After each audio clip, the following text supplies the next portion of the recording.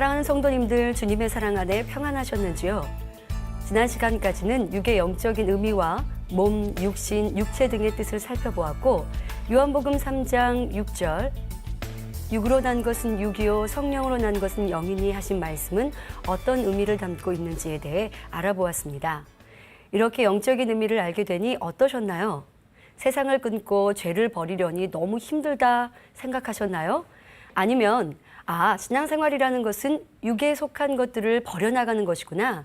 이제부터는 열심히 죄를 버려야지라는 생각을 가지셨나요? 이런 다짐을 하신 분들은 변화되고자 노력할 때 하나님의 은혜와 성령의 도우심이 임하셔서 신속히 영의 사람으로 나오게 될 줄 믿습니다. 이번 시간에는 육의 속성에 대해 알아보고 우리가 어떻게 하면 무익한 육을 버리고 영에 속한 자신을 읽을 수 있는가에 대해 살펴보도록 하겠습니다. 성도님들은 오늘 말씀을 통해 썩어질 육이 얼마나 무익한지 더 깊이 깨달으셔서 신속히 육을 버리고 영으로 들어오시기를 바랍니다. 사랑하는 성도님들, 오늘 본문 말씀은 요한일서 2장 15절에서 16절 말씀입니다. 먼저 요한일서 2장 15절 말씀을 읽겠습니다. 이 세상이나 세상에 있는 것들을 사랑치 말라. 누구든지 세상을 사랑하면 아버지의 사랑이 그 속에 있지 아니하니 말씀하십니다. 성도님들은 이 세상과 세상에 속한 것들을 사랑하고 계신가요? 아니면 사랑하지 않고 계신가요? 어떤 사람은 땅을, 집을 사랑합니다. 더 넓고 큰 땅을 갖고 멋진 집을 소유하기 위해 온 정성을 바치지요. 한 채의 집으로 만족치 못하고 두 채, 세 채 더 갖고 얻기를 사모합니다. 또 어떤 사람은 돈을 사랑하기도 하며 명예와 권세를 사랑하여 어찌하면 머리 되고 세상에서 인정받는 사람이 되기 위해 노력하지요. 어떤 경우는 자식이나 가족을 하나님보다 더 사랑하기도 합니다. 아니, 내 가족을 사랑하는 것이 문제인가? 그 말이 아니지요. 하나님보다 더 사랑하는 것이 잘못된 것이라 하시는 것입니다. 이렇게 세상의 것을 사랑하고 하나님보다 더 사랑하는 것이 있다면 마음이 빼앗겨 있으니 그 안에 하나님을 사랑함도 하나님의 뜻대로 살고자 노력함도 부족할 것입니다. 어찌하면 더 부요하고 건강하고 권세 있기는 사모하여 수고하나 육을 버리고 영의 사람이 되기 위해서는 기도하지 않고 어떤 노력도 하지 않기도 하지요. 이런 사람에겐 하나님의 사랑이 그 안에 있지 않다 말씀하시는 겁니다. 아니요, 난 하나님 사랑하는데요. 아무리 말하여도 세상을 사랑할 때는 진리에 대한 사모함도 천국에 대한 소망도 점점 사라지니 하나님에 대한 사랑도 없어지는 것입니다. 그러하니 하나님께도 사랑받지 못하는 것이요, 기도해도 응답받지 못하는 것입니다. 혹여 나는 하나님의 사랑이 잘 안 느껴진다 하거나 응답이 안 온다 생각된다면 혹시 내가 세상을 사랑하고 있지 않은가 살펴보아야 하는 것입니다.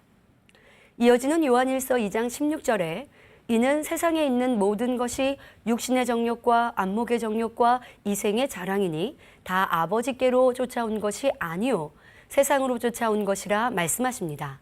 바로 육신의 정욕과 안목의 정욕과 이생의 자랑은 세상으로부터 온 것, 곧 육이라 설명해 주시지요. 즉 원수마귀로부터 어둠의 주관자로부터 나온 것이라 말씀하십니다. 그러하니 이런 것들을 사랑하면 어찌 하나님의 사랑이 그 안에 거할 수 있겠습니까?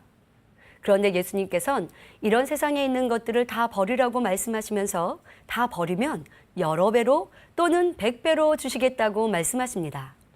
마가복음 10장 29절부터 30절에 예수께서 가라사대 내가 진실로 너희에게 이르노니 나와 및 복음을 위하여 집이나 형제나 자매나 어미나 아비나 자식이나 전토를 벌인 자는 금세에 있어 집과 형제와 자매와 모친과 자식과 전토를 100배나 받되 핍박을 겸하여 받고 내세에 영생을 받지 못할 자가 없느니라 하셨지요. 그런데 이런 하나님의 말씀을 믿지 못하여 세상의 부, 명예, 지식, 권세를 놓지 못하고 여전히 사랑하고 있지는 않은지 돌아보시기 바랍니다. 본문의 말씀을 정리해보면 이 세상이나 세상에 있는 것들을 사랑치 말라는 것이죠.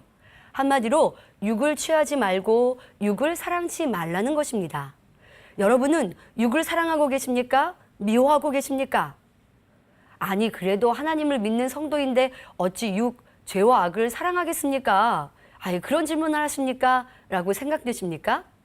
그럼 말씀을 통해 나는 죄를 미워하고 있나? 아니면 여전히 사랑하고 있나? 정확히 분별하시기 바랍니다. 자, 죄를 사랑하지 않고 싫어하고 미워한다면 버릴 것입니다. 그러나 미워하지 않으니 아직도 가지고 있는 것이지요. 예를 들어보죠. 여러분은 더러운 오물, 똥이나 냄새나는 음식물 쓰레기, 징그러운 벌레와 함께 살 수 있으십니까? 만약 몸에 오물이 묻었다면 빨리 씻어버릴 것이고 더러운 쓰레기가 있다면 버리겠죠. 여성들님들, 바퀴벌레가 여러분 다리로 지나갑니다. 깜짝 놀라 빨리 잡으라고 소리치지 않겠습니까? 이 오물이나 벌레는 잠깐 더러움을 느낄 뿐입니다. 하지만 우리 안에 있는 죄와 악, 비진리는 영원히 우리를 더럽고 추하게 만듦은 물론 원수마귀 사단의 송사거리가 되어 시험, 환난, 질병이 틈타게 하며 결국은 사망의 길로 가게 한다는 사실입니다. 그러하니 오물과 비교도 벌레와 비교도 할 수 없는 수천 배 더 추하고 더럽다는 사실을 깨달아야 할 것입니다. 자, 이제 이 더러운 육의 성질에 대해 알아보기 위해 육신의 정욕과 안목의 정욕, 이생의 자랑에 대해 살펴보겠습니다. 이 육신의 정욕, 안목의 정욕, 이생의 자랑은 어떻게 시작된 것일까요? 선악과를 따먹은 아담의 범죄를 통해 설명하도록 하겠습니다. 창세기 2장 17절에 하나님께서 아담에게 말씀하시기를 선악을 알게 하는 나무의 실과는 먹지 말라. 내가 먹는 날에는 정령 죽으리라 하신 말씀을 아담은 어겼습니다. 따먹지 말라고 금하신 선악과를 불순종하여 따먹음으로 결국 살아있는 영이 죽게 되고 썩어질 육으로 돌아가게 되었던 것입니다. 즉, 불순종이라는 행함을 통해 죄가 성립되었고 이렇게 처음 죄가 들어오게 되더라는 것이죠. 그런데 여기서 눈여겨볼 것은 선악과를 따먹은 과정, 바로 죄를 짓게 하는 과정에서 육의 속성인 육신의 정욕과 안목의 정욕과 이생의 자랑이 다 동원되었다는 것이죠. 바로 사단이 그렇게 미혹했다는 것입니다. 사단은 간교한 뱀을 통해 여자인 하와에게 듣기에 좋은 말로 미혹을 합니다. 선악과를 따먹어도 결코 죽지 않고 도리어 하나님과 같이 된다는 것이죠. 하와는 하나님의 말씀과 정반대인 뱀의 말을 단번에 물리쳤어야 하는데 귀에 듣기에 좋은 그 말에 솔깃하여 넘어가니 선악과가 정과 다르게 보이기 시작했습니다. 창세기 3장 6절에 여자가 그 나무를 본즉 먹음직도 하고 바로 먹고 싶다, 죄를 짓고 싶다 하는 육신의 정욕이 일어난 것이죠.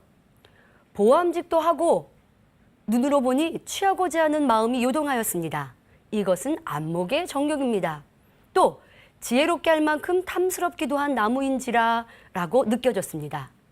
미혹을 받고 육신의 정욕, 안목의 정욕이 발동되니 선악과를 따먹으면 지혜롭게 되고 더 높아질 수 있을 것 같은 마음이 들었지요. 이생의 자랑이 일어난 것입니다. 이렇게 처음 죄가 들어올 때 육신의 정욕과 안목의 정욕과 이생의 자랑이라고 하는 육의 성질이 발동되더라는 것이죠.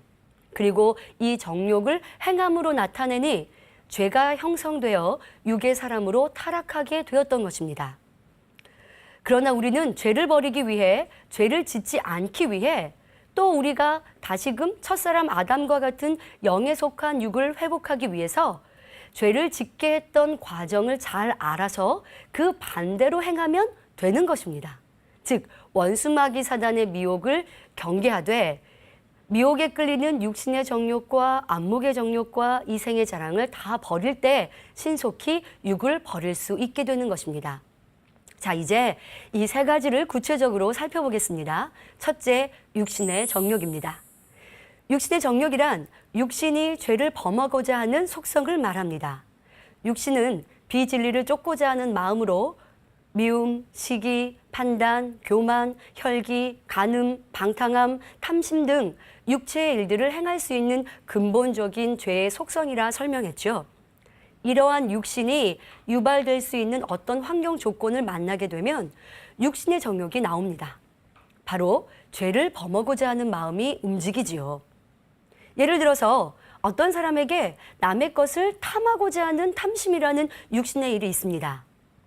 어느 날 아무도 보는 사람이 없는데 평소에 가지고 싶었던 물건이 눈앞에 보이는 것입니다. 그러니 훔치고 싶은 강한 욕구가 일어납니다. 이것이 바로 육신의 정욕이죠. 이러한 육신의 정욕이 사람을 충동하여 물건을 훔치려는 마음을 갖게 하고 결국 훔치는 육체의 일로 나오게 하는 것이죠. 그래서 로마서 8장 12절 13절에 그러므로 형제들아 우리가 빚진 자로 돼 육신에게 져서 육신대로 살 것이 아니니라. 너희가 육신대로 살면 반드시 죽을 것이로되 하신 대로 내 안에 있는 죄성 육신의 정욕을 발동하여 죄를 짓게 하며 결국 영의 사람이 아닌 육신의 바로 죄의 사람, 육의 사람에 머무르게 하는 것입니다. 이렇게 살아가면 결국 사망에 이르는 것이죠. 그러나 우리는 죄 가운데 살던 구습을 벗어버리기 위해 힘써야 할 것입니다. 육신의 정욕은 두 가지로 구분할 수 있습니다. 첫째, 부모의 길을 통해서 받은 원죄인 본성 속에 가지고 있는 육신의 정욕이 있습니다.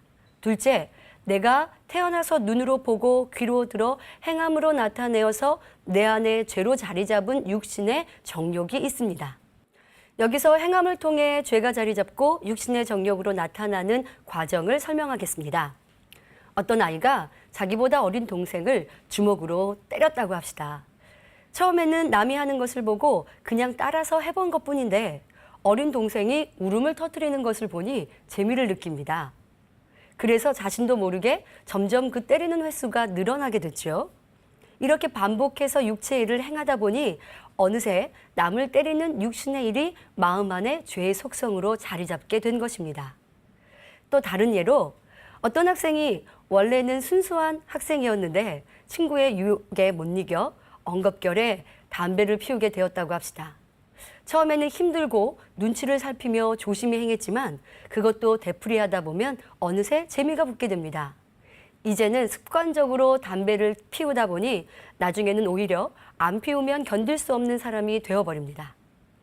담배를 피우기 전에는 냄새조차도 맡기 싫어하던 사람이 한번 담배의 맛을 들이니 담배 피우고 싶은 마음까지 생긴 것이지요. 바로 육신의 정욕이 생긴 것입니다.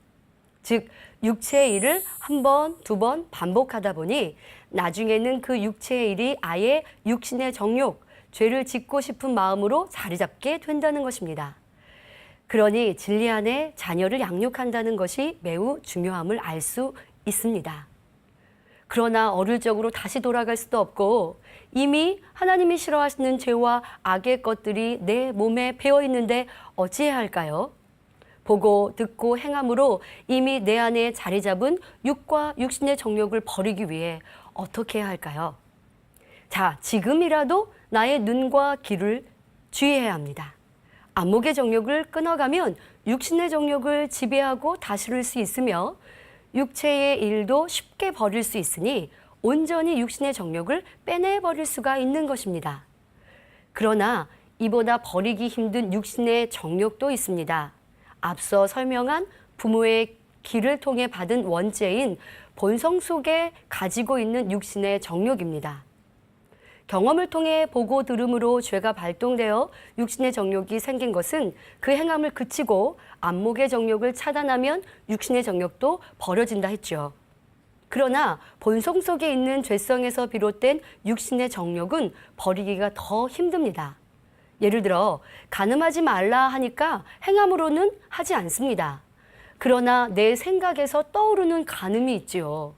생각하지 않으려 한다고 생각나지 않는 것이 아니니 더 많은 수고와 노력으로 버려야 할 것입니다. 그럼 어떤 노력을 하여야 할까요? 육신의 정욕을 버리기 위해서는 먼저 육체의 일부터 끊어나가야 합니다. 눈에 보이는 것도 다스리지 못한다면 어떻게 눈에 보이지 않는 죄의 속성, 본성 속에 있는 죄성을 다스릴 수 있겠습니까?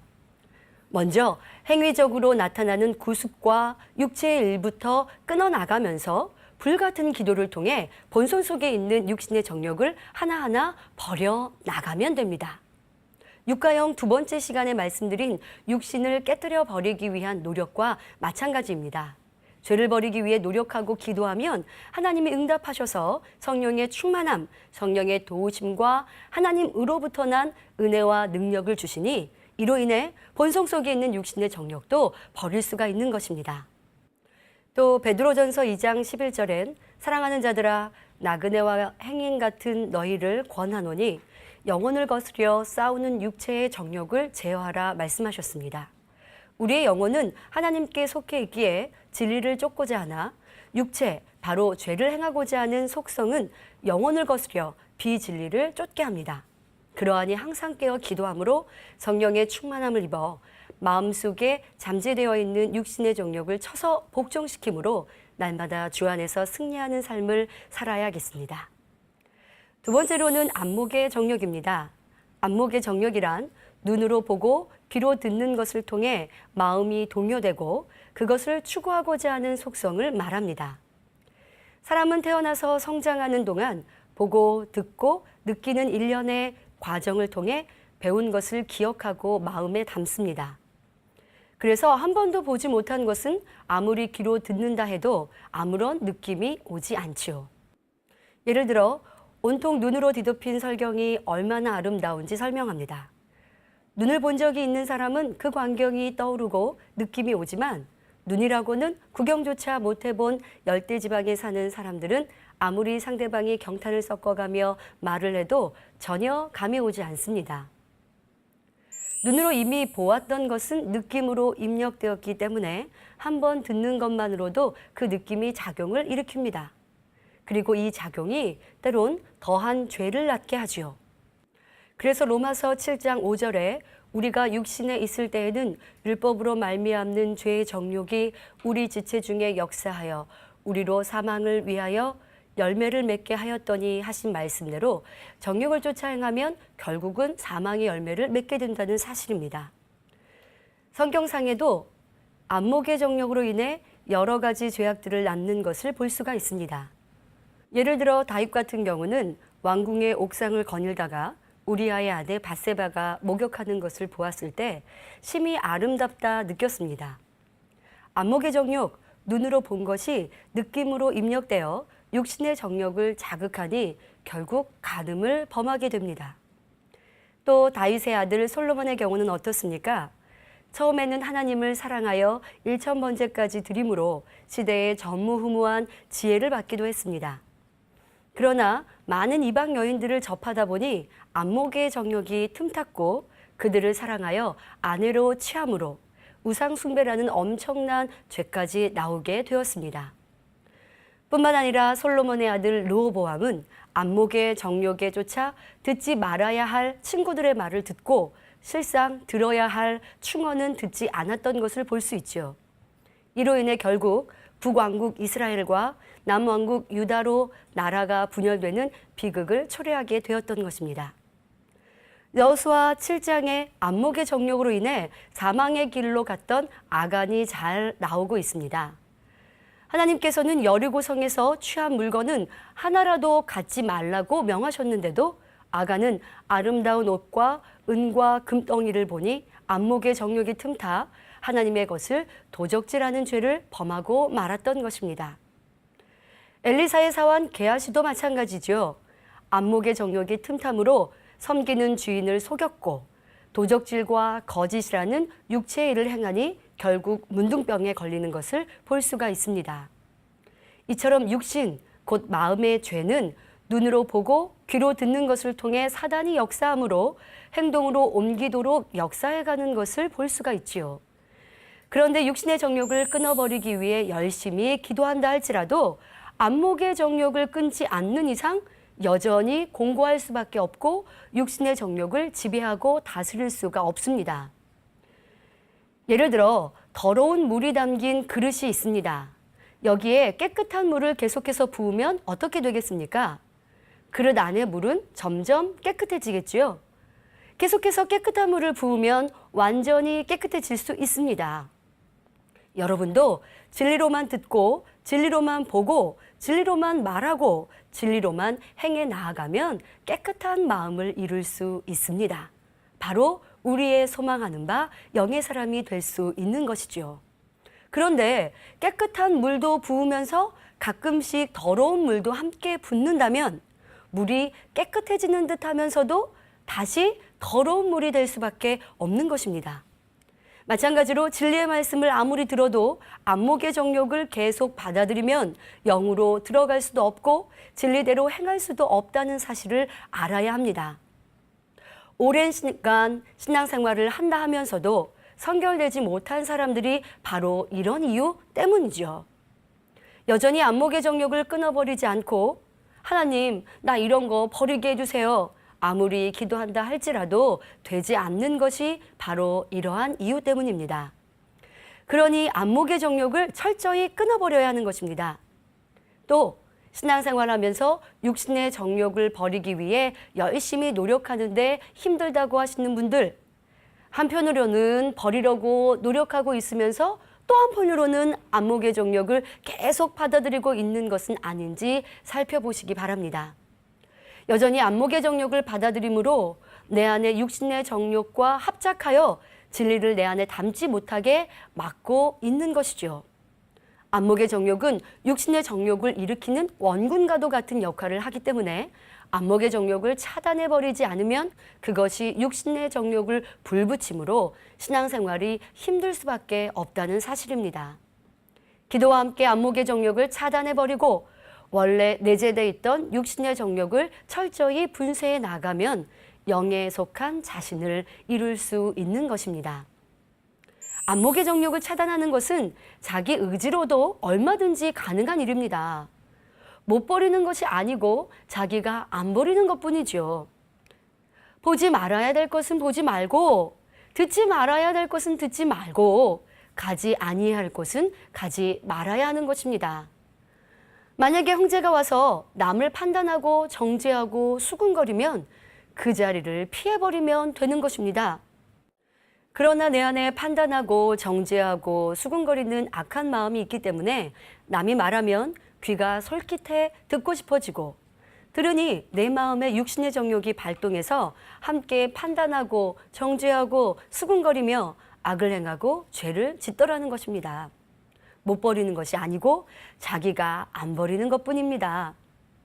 우리의 길과 진리요 생명 되신 예수님께서는 어떻게 행하셨습니까? 바로 하나님의 허락하신 것 외에는 아무것도 보거나 듣기를 원치 않으셨고 오직 하나님의 뜻에 합당한 것들만 보고 듣고 행하신 것을 볼 수가 있습니다. 곧 때를 따라 기도하셨고 천국 복음을 전파하셨으며 병든 사람을 치료해 주셨고 십자가를 지심으로 인류의 구속 사업을 온전히 이루셨던 것입니다. 그러므로 우리 모두는 안목의 정욕을 차단하고 우리 예수님처럼 오직 진리 안에서 보고 들으심으로 온전히 하나님의 뜻만 행하시는 복된 성도님들이 다 되시기 바랍니다. 다음은 이생의 자랑입니다. 이생의 자랑이란 현실의 모든 향락을 쫓아 자기를 드러내기 위해 자랑하는 속성을 말합니다. 예를 들어 가문이나 자녀, 남편, 아내, 비싼 옷, 집이나 보석 등을 자랑하고 싶어 합니다. 외모나 재능에 대해 알아주기를 원하며 때로는 권력자나 유명인과 친분이 있음을 자랑합니다. 이러한 이생의 자랑이 있으면 세상의 부귀영화, 지식, 재능, 외모 등의 가치를 두고 그것을 추구해 나갑니다. 그러나 이 땅에서 온갖 부귀영화를 누렸던 솔로몬 왕도 전도서 1장 3절에 사람이 해 아래서 수고하는 모든 수고가 자기에게 무엇이 유익한고라고 고백하십니다. 또한 시편 103편 15절엔 인생은 그날이 풀과 같으며 그 영화가 들의 꽃과 같도다 말씀하신 대로 현재의 명예와 권세, 지식과 부, 건강이 있다 할지라도 그 모든 것이 영원히 보장되지 않습니다. 더더욱 이 세상에서 모든 사람이 부러워할 만한 권세와 부를 가졌어도 그것으로 천국에 갈 수 있음도 아니요 내세에 가지고 갈 수 있는 것도 아니니 무슨 가치가 있다 하겠는지요. 또 이생의 자랑은 자기를 내세우고 드러내기를 좋아하는 마음이 있어 은연중에라도 다른 사람을 무시하거나 교만한 행동이 나오기도 합니다. 교만의 사전적 의미를 보면 잘난 체하며 뽐내고 건방지다라고 정의하고 있죠. 그런데 예레미야 50장 31절에 하나님께서는 자신을 드러내고 내세우기를 좋아하는 교만한 사람을 물리치시며 대적하신다 하셨으니 이 생의 자랑은 우리에게 아무런 유익이 되지 않을 뿐만 아니라 오히려 멸망의 길을 자초하는 지름길이 될 수 있습니다. 또한 이 생의 자랑은 하나님의 나라와 의를 이루는 데 있어서도 아무런 유익이 되지 않습니다.